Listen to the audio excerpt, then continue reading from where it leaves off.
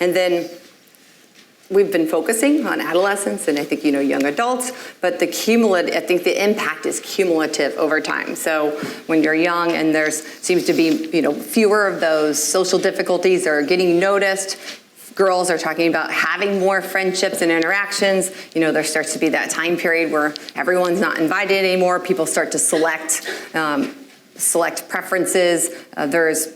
The skills get more complex, and so there's this cumulative effect of degree of difficulty over time, but then there's also this need for social supports, because if the same factors that are in place for girls without autism, for girls with autism, then we know to prevent anxiety and depression, we know some of that has to do with family support, social supports, actually getting out and doing activities. These are things that we know predict improvements in anxiety and depression, and so if those factors are the same for girls and women with autism, then that could be, compounding that effect as well. Again, the shift over time, and just kind of this ongoing, fewer opportunities as they get older. And then we talked about yesterday that the structure of school was gone and how that was hard. I think one of the panelists said school was done. It was kind of nice to have something to do. We hear about this all the time, I think, for a lot of adults, but we hear about it from our girls that at least that was an opportunity to make connections with people.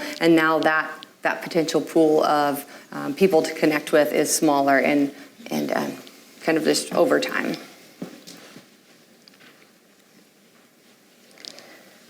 Kind of brings us to so what should we do? Right. What do we need?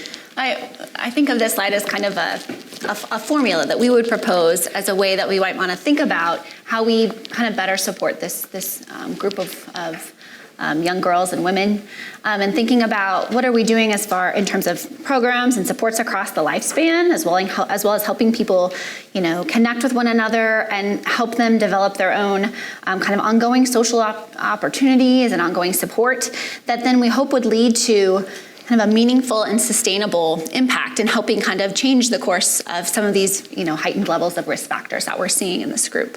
And we included a picture of a couple of former participants as a really powerful outcome. These two young women participated in a group early on, made connections with one another, and are now going to college and are roommates together. Yes, at a program in a neighboring community, and I think feeling pretty good about their experience so far. But so that same idea that our girls want the same thing everyone else does, and we just need to think a little bit more about the supports that we provide to help them get there. So we showed you this footprint and this image before. We're kind of returning to this idea of the community-wide impact, and I think that's, we're really proud of the different connections that have already been made, but we also feel like there's really much more work to be done. And so we wanted to share with you some of what our vision is for within kind of the program that we've been a part of, but also the implications that we may have, that our suggestions may have for the work that you all are doing, and the things you're doing on a day-to-day basis in your programs and in supporting the people that are around you. So we talk about these responsive and anticipatory supports and services across the lifespan and throughout the broader community. So it's a big vision. I wanted to talk again about this idea that we kind of understand the trajectory now. Renee talked about delaying or missing diagnosis means delaying intervention. That then also might mean limited awareness around programming and some increased social isolation. And as you get into those early adult years or young adult years, teen years, social complexity increases and there's increased risk for those internalizing symptoms.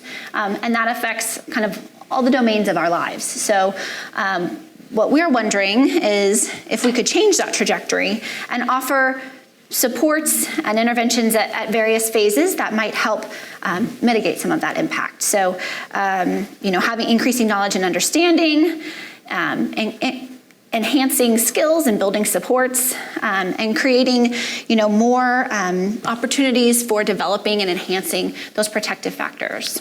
So what does that mean? What that looks like from our perspective is a model that we kind of call our theory of change. That is a lot of text on that screen when we're looking at it so big. But this comes from our strategic plan and our vision for our program, and hope that it might help spur some ideas for you in the work that you all are doing.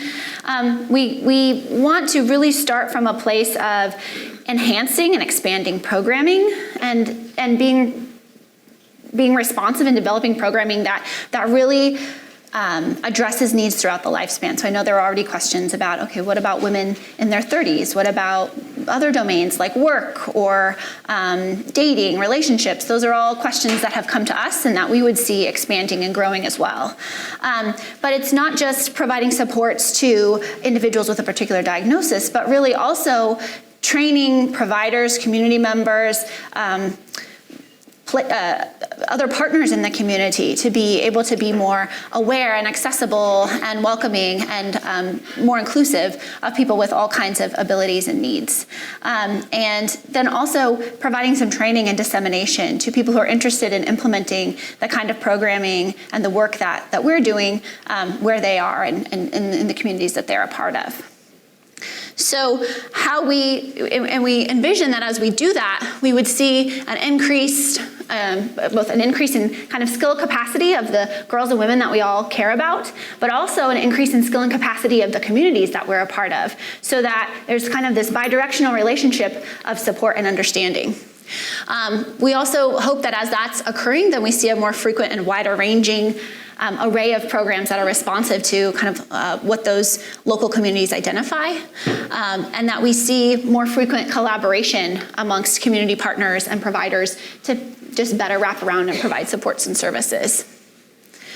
So to break that down for you a little bit, let's talk about this idea of responsive programming across the lifespan. So we talked to you about GNO today, Girls Night Out, right? And a little bit about the GNO Junior program, but we also recognize that there's a spectrum of age ranges and developmental kind of needs, and we want to provide supports that are responsive to those needs across the trajectory. So we also envision supports for young adult women who are perhaps out of high school and into maybe the early stages of school or post-secondary perhaps employment and things like that. We see supports also for women who might choose to attend a university or some kind of college training, for young women as they go into the workplace and explore what sort of that social environment is like, and getting support and navigating that. So we see these supports extending older, but also extending younger as well. I think we do, there's always room for improvement. I think we have a lot of resources, at least where we live, around early intervention and early supports there, but we're really also recognizing this incredibly important need to support individuals of all abilities as they move into older age ranges and move into those other environments beyond kind of education. So I was just going to say too that part of our model, our model is based on the work that we've been talking about, thinking about the importance of these networks or social supports and preventing the anxiety and depression, and what is it that, looking at that secondary impact. And so when we are looking at designing programs, we want to think about prevention, not just responding to, okay, we're going to have this skills group. It's really, our vision is that across time that we might have some skill building and networking,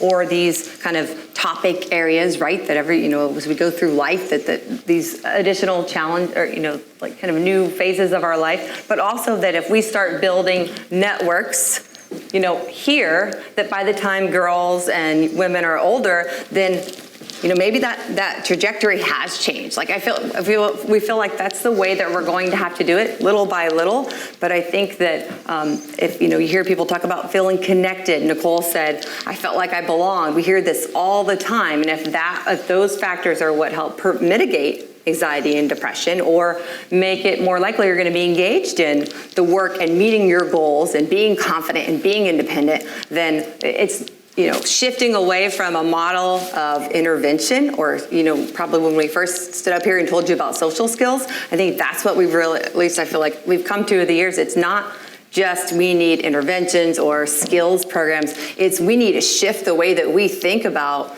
about what we do. And I know over the years I've shifted from, it might not be the most scientific, fancy intervention model with outcomes about brain changes, but I know that I've seen the impact that it has had on girls and families just being able to connect to each other. And so I feel like that it is thinking strategically about how we can produce that impact lifelong and over time.